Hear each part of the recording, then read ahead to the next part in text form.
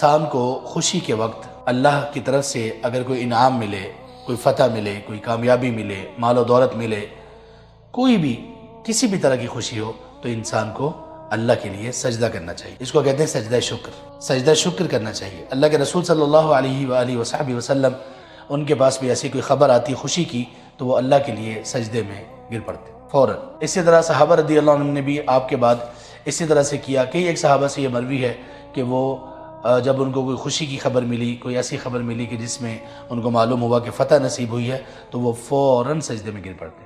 اور کچھ صحابہ سے یہ بھی مروی ہے کہ وہ خوشی کی خبر کے وقت نماز انہوں نے شروع کر دی، یعنی نفلی نماز، شکرانے کے نوافل یہ ادا کرنا شروع کر دی۔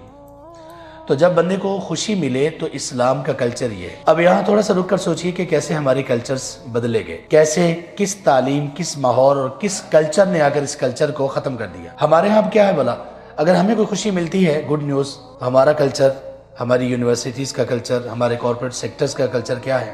گانا بجانا، ناچ گانا اور ڈانس کرنا، اور پھر اس میں جتنا کوئی بڑے لیول پر ہے، اللہ اکبر، اس میں پھر ہر حرام چیزیں بھی جن کو لوگ حرام کہہ رہے ہوتے ہیں، کہتے ہیں چلو ایسے موقع میں یہ بھی جائز ہے، نعوذ باللہ من ذالک، شراب، محرمات، پتہ نہیں کس طرح کی چیزیں چلتی ہیں۔ کب؟ جب خوشی ملی۔ یہ کتنے نادان لوگ ہیں، کتنے ظالم ہیں کہ جس اللہ نے خوشی نصیب کی اس کے موقع پر اتنا ہی زیادہ اس اللہ کی نافرمانی میں آگے بڑھ گئے۔ جبکہ ہمارا کلچر ہمیں کیا سکھایا گیا ہے؟ جیسے ہی خبر ملے کوئی خیر کی، سجدے میں گر پڑو، یا اللہ تیرا شکر۔ یہ کلچر ہمیں عام کرنا چاہیے، اور وہاں پر زیادہ عام کرنا چاہیے جہاں اس کے برعکس کلچر ہے، ناچ گانے کا کلچر ہے، یونیورسٹیز میں، آفیسز میں۔